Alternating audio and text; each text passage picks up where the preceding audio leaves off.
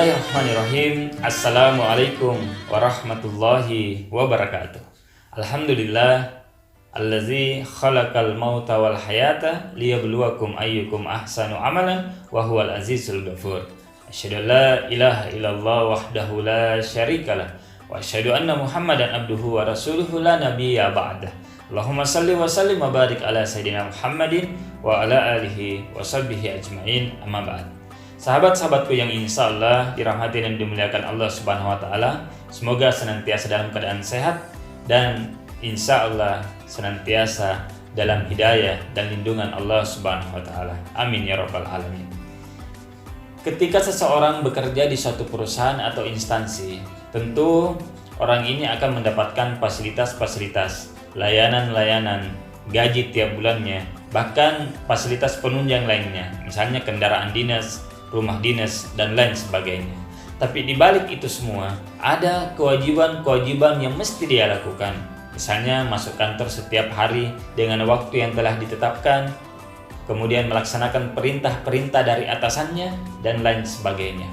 Sahabatku yang insya Allah dirahmati dan dimuliakan Allah Subhanahu wa Ta'ala, pernahkah kita berpikir bahwa Allah Subhanahu wa Ta'ala jauh lebih besar, jauh lebih banyak memberikan fasilitas-fasilitas kepada kita semua.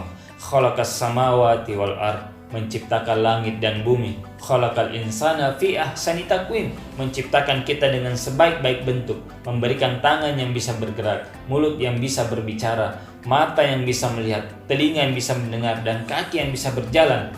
Semuanya itu merupakan pemberian dari Allah Subhanahu wa Ta'ala. Untuk apa kira-kira sahabatku yang insya Allah rahmati dan dimuliakan Allah? Apakah untuk makan dan minum saja setiap hari? Menikmati dunia, menghabiskan waktu, bekerja dari pagi hingga malam, bahkan hingga paginya? Ternyata bukan untuk itu. Allah Subhanahu wa Ta'ala berfirman di dalam surat Az-Zariyat ayat ke-56, A'udzubillahi minasyaitonirrajim, Bismillahirrahmanirrahim, wa ma khalaqtul jinna wal insa illa liya'budun. Tidaklah aku menciptakan jin dan manusia kecuali untuk ibadah kepadaku, kata Allah. Jadi fasilitas-fasilitas yang diberikan oleh Allah Subhanahu wa Ta'ala semestinya kita gunakan untuk beribadah kepada Allah Subhanahu wa Ta'ala. Ibarat seorang karyawan tadi bekerja di suatu perusahaan, diberikan fasilitas, tentu ada kewajiban-kewajiban yang harus dilakukan, perintah-perintah atasan yang harus dilaksanakan. Begitupun dengan kita, ada kewajiban-kewajiban kepada Allah Subhanahu wa Ta'ala yang mesti kita lakukan. Sholat 5 kali sehari, serta ibadah-ibadah sunnah lainnya, puasa, zakat, umroh, haji, dan lain sebagainya. Tapi fenomena yang ada saat ini, sebahagian dari kita doakan mudah-mudahan diberikan hidayah. Banyak orang menggunakan fasilitas-fasilitas yang diberikan oleh Allah Subhanahu wa Ta'ala malah untuk bermaksiat kepada Allah, untuk menjauh dari Allah Subhanahu wa Ta'ala. Na'udzubillah, summa na'udzubillahi min dzalik. Bahkan Allah Subhanahu wa Ta'ala sudah menekankan di dalam Al-Quran surat Ibrahim, la in syakartum la azidannakum wa la in kafartum inna azabi lasadid. Jika engkau bersyukur, kata Allah, menggunakan nikmat-nikmat yang diberikan untuk beribadah, mendekat kepadaku, kata Allah, maka aku akan tambahkan nikmat-nikmat yang lain, kata Allah.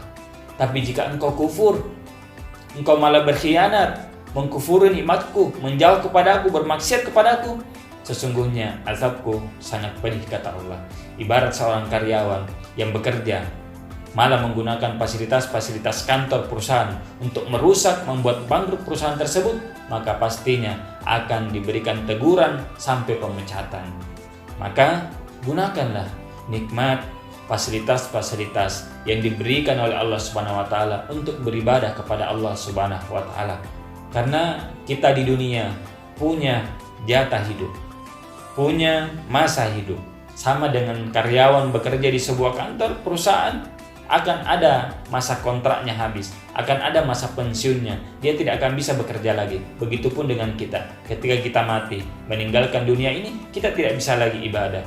Kullu nafsin dha'iqatul maut, summa ilaina turja'un. Sesungguhnya setiap yang bernyawa pasti akan mati dan akan kembali kepada Allah Subhanahu wa Ta'ala. Mumpung kita masih hidup, mumpung kita berada di bulan suci Ramadan, sahabatku yang insya Allah dirahmati dan dimuliakan Allah, mari manfaatkan sisa-sisa kontrak kita di dunia, sisa-sisa masa kita di dunia untuk semakin meningkatkan ibadah kepada Allah Subhanahu wa taala, baik fardu maupun sunnahnya. Kita maksimalkan betul. Apalagi di bulan suci Ramadan, Allah Subhanahu wa taala lipat gandakan segala amal-amal kebaikan kita insyaallah.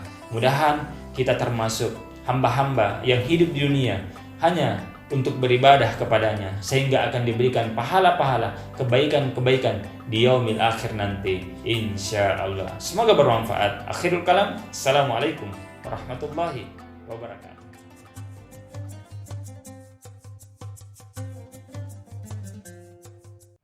Bismillahirrahmanirrahim. Assalamualaikum warahmatullahi wabarakatuh. Ramadan membangun kebersamaan. Kebersamaan membuat kita kuat. Karena itu mari kita memetik hikmah bulan suci Ramadan, di mana kita semua dijadikan Allah, dididik Allah untuk selalu menjaga kebersamaan, agar kita menjadi manusia-manusia yang kuat. Betulungan etam bisa. Saya Edi Damansah, Bupati Kutai Kartanegara, mengucapkan selamat berbuka puasa.